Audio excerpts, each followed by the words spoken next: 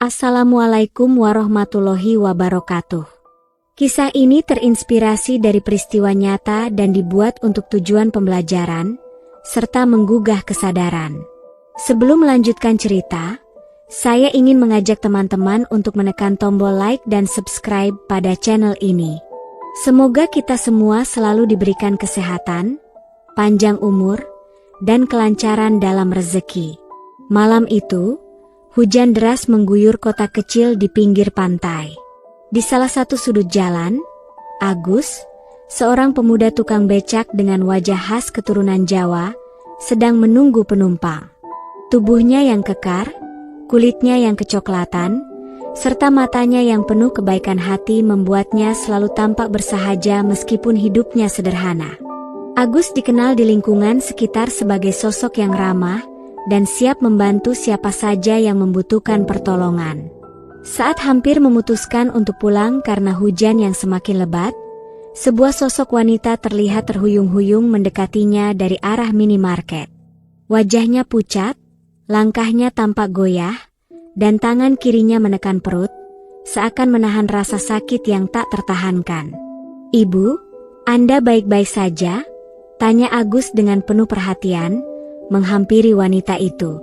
Wanita tersebut, yang kemudian diketahui bernama Sylvia, hanya menggelengkan kepala sambil memegang pagar terdekat.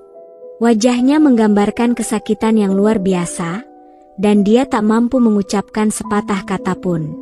"Biarkan saya antar ke rumah sakit, Bu. Cepat naik ke becak saya," kata Agus, khawatir melihat keadaan Sylvia. Wanita itu hanya mengangguk lemah, dan Agus segera membantunya naik ke becaknya. Dengan penuh semangat, meski hujan terus mengguyur, Agus mengayuh becak dengan kecepatan tinggi, menembus derasnya hujan untuk membawa Sylvia ke rumah sakit. Sesampainya di rumah sakit, Agus membantu Sylvia masuk ke ruang gawat darurat.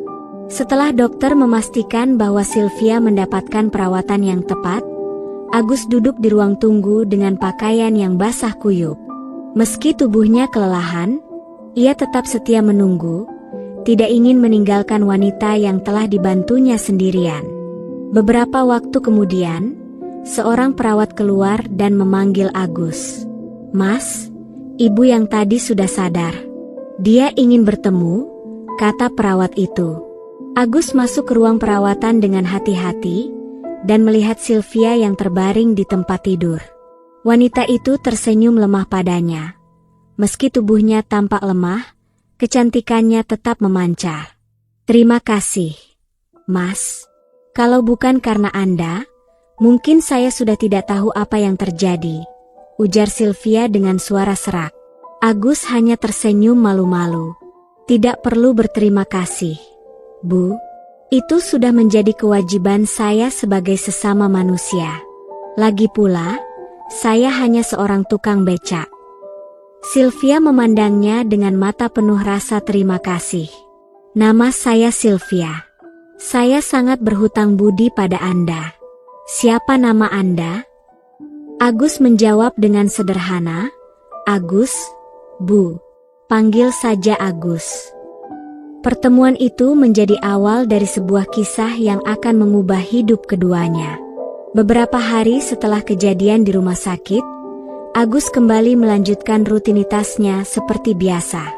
Namun, di benaknya, sosok Sylvia terus menghantui. Ada sesuatu yang menarik tentang wanita itu. Bukan hanya kecantikannya, tetapi juga kelembutan dan ketulusan yang terpancar darinya. Di sisi lain, Sylvia tidak bisa melupakan kebaikan Agus. Setelah pulih dari sakitnya, ia memutuskan untuk mencari tahu lebih banyak tentang pria yang telah menyelamatkan nyawanya. Melalui bantuan beberapa tukang becak lain, Sylvia akhirnya menemukan Agus di pangkalan becaknya. "Agus," sapanya dengan senyuman, saat ia turun dari mobil mewahnya. Agus terkejut melihat Sylvia muncul di hadapannya. Kali ini, ia melihat wanita itu mengenakan pakaian rapi dan membawa tas bermerek yang tampak sangat mahal. "Bu Sylvia, ada apa yang bisa saya bantu?" tanya Agus, sedikit canggung. Saya ingin mengucapkan terima kasih secara langsung. Mas Agus, Anda telah menyelamatkan hidup saya, kata Sylvia dengan senyum hangat. Dengan tulus, ia memberikan amplop tebal berisi sejumlah uang sebagai bentuk terima kasih. Namun, Agus dengan halus menolaknya. Maaf, Bu. Saya menolong Ibu bukan untuk mendapatkan imbalan, ujarnya dengan rendah hati. Tindakan Agus itu membuat Sylvia semakin mengaguminya. Ia jarang bertemu dengan orang yang begitu tulus dan tanpa pamrih. Karena rasa ingin tahunya yang besar tentang kehidupan Agus, Sylvia mulai menggali lebih dalam lewat percakapan-percakapan ringan. Dari cerita-cerita sederhana tersebut, ia mengetahui bahwa Agus adalah anak yatim piatu yang sejak kecil harus berjuang keras untuk bertahan hidup. Setelah pertemuan itu, Sylvia pulang ke rumah dengan perasaan yang berbeda. Meskipun ia seorang wanita kaya yang memiliki segalanya, ia merasa ada kekosongan yang sulit diisi dalam hidupnya. Namun, pertemuannya dengan Agus seolah memberi warna baru bagi kehidupannya yang selama ini monoton. Di sisi lain, Agus merasa tersentuh oleh kebaikan hati Sylvia. Meskipun Sylvia hidup dalam kemewahan, ia tetap rendah hati dan tidak sombong. Seiring berjalannya waktu, tanpa mereka sadari, hubungan mereka semakin dekat. Setiap pagi, Agus sering melihat mobil mewah Sylvia berhenti di depan pangkalan becak tempatnya bekerja. Bukan hanya sekadar menyapa, Sylvia juga membawa makanan atau minuman untuk Agus dan rekan-rekannya yang sesama tukang becak. Mas Agus, apakah kamu punya waktu hari ini? Saya butuh bantuan, ucap Sylvia suatu pagi. Agus menatapnya bingung. Tentu, Bu Sylvia. Apa yang bisa saya bantu? Jawabnya. Boleh antar saya ke panti asuhan dekat sini? Saya biasa ke sana untuk memberi donasi, tapi sopir saya sedang sakit, jelas Sylvia. Tanpa berpikir panjang, Agus mengangguk. Baik, Bu. Silakan naik ke becak saya. Sylvia tersenyum, lalu duduk di becak Agus. Sepanjang perjalanan, mereka mengobrol ringan. Agus menceritakan masa kecilnya yang penuh kesulitan setelah ditinggal orang tua, sementara Sylvia berbagi kisah tentang kehidupannya sebagai seorang janda kaya yang merasa kesepian setelah ditinggal suaminya beberapa tahun yang lalu. Sesampainya di panti asuhan, Agus menyaksikan sisi lain dari Sylvia yang sangat menyentuh. Sylvia begitu tulus dan penuh kasih sayang kepada anak-anak di sana. Cara ia berbicara dan membagikan hadiah membuat Agus semakin mengagumi wanita itu. Mas Agus, apakah kamu pernah berpikir untuk memiliki keluarga sendiri? Tanya Sylvia suatu kali ketika mereka duduk di teras panti asuhan. Agus terdiam sejenak. Pertanyaan itu seolah membuka sesuatu yang selama ini ia pendam. Sebenarnya, saya ingin. Tapi saya tahu hidup saya terlalu sederhana. Siapa yang mau hidup dengan seorang tukang becak seperti saya? Jawab Agus dengan senyum pahit. Sylvia hanya memandangnya dengan tatapan penuh pengertian. Dalam hatinya, ia merasa Agus adalah sosok yang jarang ditemukan, tulus dan pekerja keras. Seminggu setelah kunjungan ke panti asuhan, Sylvia kembali menemui Agus. Kali ini, ia membawa kabar yang mengejutkan. Mas Agus, saya ingin menawarkan pekerjaan untuk Anda, kata Sylvia saat mereka duduk di sebuah warung kecil. Pekerjaan? Tanya Agus heran. Iya, saya membutuhkan seseorang yang bisa merawat taman di rumah saya. Saya tahu Mas mungkin merasa tidak nyaman meninggalkan pekerjaan sebagai tukang becak. Tapi tolong pertimbangkan ini. Saya akan membayar dengan gaji yang lebih baik, jelas Sylvia. Agus terdiam. Tawaran itu sangat menggoda, namun ia merasa ragu. Ia tidak ingin dianggap mengambil keuntungan dari kebaikan Sylvia. Maaf, Bu Sylvia, saya takut pekerjaan itu terlalu berat untuk saya, jawab Agus dengan ragu. Namun, Sylvia tersenyum lembut. Mas Agus, Ini bukan hanya tentang pekerjaan. Saya ingin membantu Mas untuk memiliki kehidupan yang lebih baik. Jika Mas tidak ingin, saya tidak akan memaksa." Malam itu, Agus merenung. Di satu sisi, ia merasa bangga dengan pekerjaannya sekarang, namun di sisi lain, ia ingin mengubah hidupnya. Setelah berpikir panjang, Agus akhirnya menerima tawaran Sylvia. Hari pertama bekerja di rumah Sylvia terasa canggung. Rumahnya besar dan mewah, dengan taman yang luas dan dipenuhi bunga-bunga indah.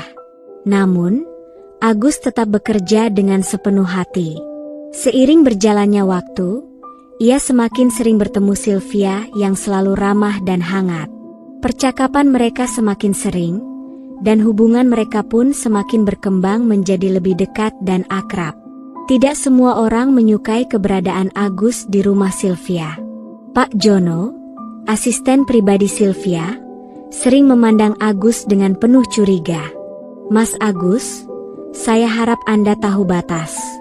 Ingat, Bu Sylvia adalah orang penting di kota ini," sindir Pak Jono suatu waktu. Agus hanya tersenyum dingin.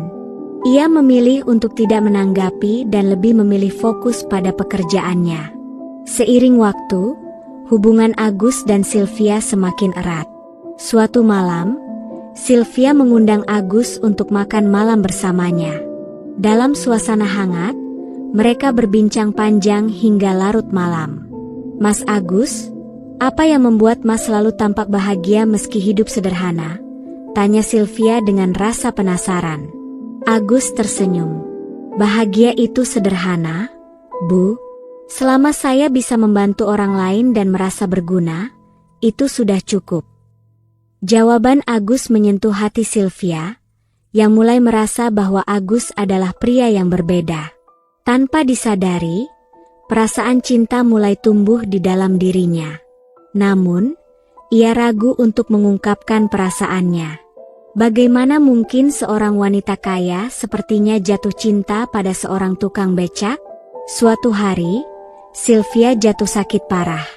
Agus, yang sudah beberapa bulan bekerja di rumah itu, menjadi orang yang paling sigap merawatnya.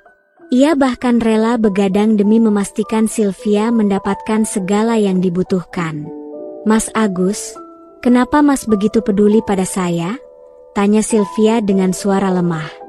Agus menatapnya dengan penuh ketulusan. "Karena Ibu adalah orang yang sangat baik.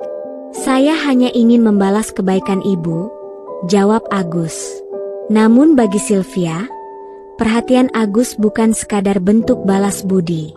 Ia merasa ada perasaan yang lebih dalam di balik semua itu. Setelah sembuh, Sylvia memutuskan untuk mengambil langkah yang tidak biasa. Ia memanggil Agus ke ruang tamunya. "Mas Agus, saya ingin bertanya sesuatu," kata Sylvia dengan wajah serius. "Silakan, Bu Sylvia," jawab Agus, meskipun hatinya berdebar. "Apakah Mas Agus mau menikahi saya?" tanya Sylvia dengan tegas. Agus terkejut mendengar pertanyaan itu. Ia tidak pernah membayangkan hal tersebut. "Bu, apakah Ibu yakin?" "Saya ini hanya seorang tukang becak," ucap Agus dengan suara yang sedikit gemetar. Namun, Sylvia tersenyum lembut. "Mas Agus, saya tidak peduli dengan status atau pekerjaan Anda. Yang saya lihat adalah hati dan ketulusan Anda. Saya ingin menghabiskan hidup saya bersama seseorang yang benar-benar mencintai saya dengan tulus." Agus terdiam sejenak. Setelah beberapa detik, ia mengangguk dengan mata yang mulai berkaca-kaca. "Saya tidak pernah membayangkan ini akan terjadi. Tapi kalau Ibu yakin, saya bersedia." Pernikahan mereka bukanlah kabar yang diterima dengan mudah oleh banyak orang. Keputusan Sylvia, seorang wanita kaya yang terpandang, untuk menikahi seorang tukang becak seperti Agus, menjadi topik pembicaraan hangat di kalangan sosialita kota itu. Keluarga besar Sylvia juga memberikan tekanan yang cukup besar. "Adikmu sudah gila, menikahi tukang becak. Apa dia tidak malu?" ujar salah satu kakak Sylvia dalam sebuah pertemuan keluarga. Sylvia menghela napas panjang. Saya menikahi hati dan kebaikannya, bukan status sosialnya.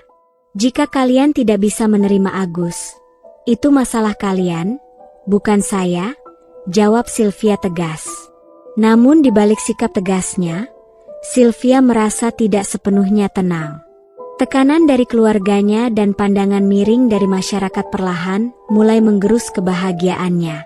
Di sisi lain, Agus merasakan tekanan yang berbeda. Sejak kabar pertunangan mereka tersebar, Agus menjadi sorotan di kalangan teman-temannya di pangkalan becak. Wah, Mas Agus sekarang sudah jadi orang kaya. Jangan lupa sama kami yang masih di bawah ini, salah seorang temannya berkomentar sambil tertawa. Agus hanya tersenyum, meski hatinya terasa berat.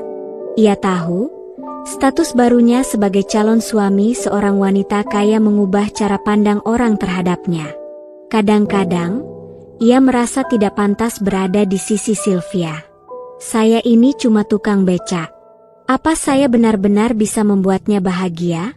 Gumam Agus pada dirinya sendiri suatu malam. Setiap kali keraguan datang, Agus selalu teringat pada Sylvia dan bagaimana wanita itu selalu memperlakukannya dengan penuh kasih sayang dan penghargaan.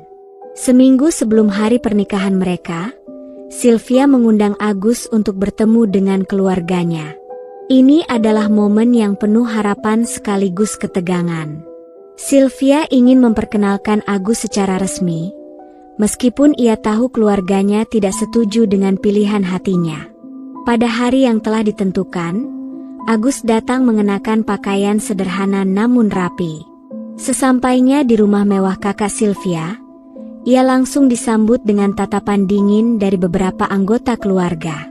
Jadi, ini pria yang kamu pilih, Sylvia? Sindir salah satu sepupu Sylvia. Agus hanya menunduk, menahan rasa terhina yang menyeruak. Namun, Sylvia segera mengangkat suaranya. Cukup. Jika kalian tidak bisa menghormati Agus, lebih baik kita akhiri pertemuan ini, ujar Sylvia dengan tegas. Namun, seorang wanita tua yang duduk di ujung meja, Ibu Sylvia, akhirnya berbicara. Sylvia, kamu yakin dengan keputusanmu? Pria ini mungkin baik, tapi bagaimana dengan masa depanmu? Kamu punya banyak pilihan yang lebih baik, kata Ibu Sylvia dengan nada lembut namun penuh makna. Agus, yang sejak tadi hanya diam, akhirnya memberanikan diri untuk berbicara. Bu, saya tidak kaya atau berpendidikan tinggi, tapi saya berjanji akan mencintai dan menjaga Bu Sylvia dengan sepenuh hati. Saya tidak akan membiarkan dia merasa kekurangan, meskipun saya harus bekerja lebih keras, ujar Agus dengan penuh keyakinan. Semua orang terdiam mendengar keteguhan hati Agus. Bahkan Ibu Sylvia, yang awalnya ragu, akhirnya merasa sulit untuk menolak ketulusan dalam kata-katanya. Meski tidak sepenuhnya setuju, ia akhirnya memberi restu dengan satu syarat. Buktikan bahwa kamu pantas untuk anakku. Namun, di tengah persiapan pernikahan mereka, masalah lain muncul. Pak Jono, asisten pribadi Sylvia yang merasa posisinya terancam oleh kehadiran Agus, mulai merencanakan sesuatu. Baginya, orang seperti Agus tidak pantas berada di rumah ini, apalagi menikahi Ibu Sylvia. Ibunya Pak Jono pun mulai menyebarkan gosip bahwa Agus hanya tertarik pada harta Sylvia, dan bahwa ia memiliki banyak hutang yang disembunyikan. Kabar ini sampai ke telinga Sylvia. Meskipun ragu, Sylvia merasa perlu untuk menanyakan hal ini langsung kepada Agus. Agus, aku tidak percaya gosip itu, tapi aku harus bertanya, apakah kamu menyimpan masalah yang kamu sembunyikan dariku? Tanya Sylvia dengan nada lembut namun penuh ketegasan. Agus terkejut dengan pertanyaan tersebut, namun ia tidak marah. Dengan tenang, ia menjelaskan, Bu Sylvia, saya tidak pernah berniat buruk. Memang, saya pernah meminjam uang untuk memperbaiki becak saya, tapi itu sudah saya lunasi. Tidak ada yang saya sembunyikan. Ibu Sylvia mulai percaya pada penjelasan Agus. Namun ia sadar ada seseorang yang berusaha memecah belah hubungan mereka. Ia pun segera menyelidiki dan menemukan bahwa Pak Jono adalah orang di balik penyebaran gosip tersebut. Pak Jono, kamu sudah bekerja dengan saya bertahun-tahun, kenapa kamu melakukan ini? Tanya Sylvia dengan mata yang berkilat penuh kemarahan. Saya hanya ingin melindungi Anda, Bu. Saya tidak ingin Anda salah memilih pasangan. Jawab Pak Jono mencoba membela dirinya. Melindungi dengan cara memfitnah orang lain? Mulai sekarang, kamu tidak lagi bekerja di sini. Tegas Sylvia mengakhiri peran Pak Jono di rumah itu. Meski masalah dengan Pak Jono sudah selesai, Sylvia masih harus menghadapi tekanan dari keluarga dan teman-temannya yang terus memberikan komentar pedas mengenai pernikahannya. Namun, ia dan Agus saling mendukung. Agus bekerja lebih keras dari sebelumnya. Ia mulai menerima pekerjaan tambahan untuk menunjukkan kepada semua orang bahwa ia mampu menjadi kepala keluarga yang bertanggung jawab. Di tengah semua rintangan dan keraguan yang mengelilinginya, Sylvia memastikan bahwa pernikahan mereka tetap berjalan sesuai rencana. Meski banyak tatapan sinis dari orang-orang di sekitar, ia tetap tegar. Pada malam terakhir sebelum pernikahan, Agus duduk seorang diri di taman rumah Sylvia. Ia merenung, mencoba mengumpulkan kekuatan. Apakah aku layak untuk dia? Pikirnya dalam hati. Namun, lamunannya terputus oleh suara lembut Sylvia yang memanggil namanya. Agus, aku tahu kamu banyak berpikir akhir-akhir ini. Tapi, aku ingin kamu tahu satu hal. Aku memilihmu bukan karena kamu sempurna, tapi karena kamu tulus. Itu yang membuatku yakin, ujar Sylvia dengan penuh keyakinan. Agus tersenyum dan mengangguk. Hatinya penuh dengan tekad untuk tidak mengecewakan Sylvia. Ia tahu bahwa apa yang lebih penting bukanlah kesempurnaan, melainkan ketulusan. Akhirnya, hari yang dinanti-nantikan pun tiba. Pagi itu, matahari bersinar cerah, seolah memberi restu pada pernikahan Agus dan Sylvia.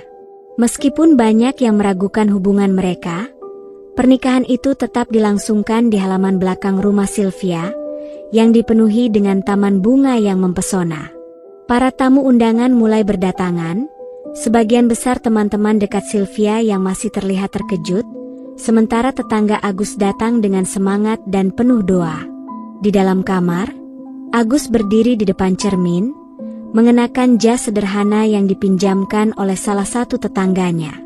Ia tampak gugup, terus bertanya pada dirinya sendiri apakah ia benar-benar pantas berada di sini, di hari yang begitu penting. Tiba-tiba, pintu kamar diketuk, dan Pak Suro, teman sejawat Agus di pangkalan becak, masuk. Agus, kamu luar biasa. Tidak semua orang bisa mencapai titik ini. Tapi ingat, pernikahan itu bukan tentang apa kata orang. Ini tentang bagaimana kamu bisa menjaga wanita yang memilihmu, kata Pak Suro, sambil menepuk bahu Agus. Agus mengangguk, berusaha menenangkan dirinya. Sementara itu, di kamar lain, Sylvia sedang mengenakan gaun pengantin putih yang sederhana namun anggun, memperlihatkan kecantikan alaminya. Bibinya, yang awalnya menentang pernikahan itu, kini berdiri di sampingnya dengan mata yang berkaca-kaca. Sylvia, kamu tahu bahwa jalan yang kamu pilih ini tidak mudah. Namun, jika dia memang bisa membuatmu bahagia, maka ikutilah jalan itu. Kami hanya bisa mendoakan yang terbaik, ucap bibinya, dengan suara lembut namun penuh haru. Saat upacara dimulai, semua mata tertuju pada Agus yang berjalan menuju pelaminan. Meskipun ia hanyalah seorang tukang becak, langkahnya mantap dan penuh keyakinan.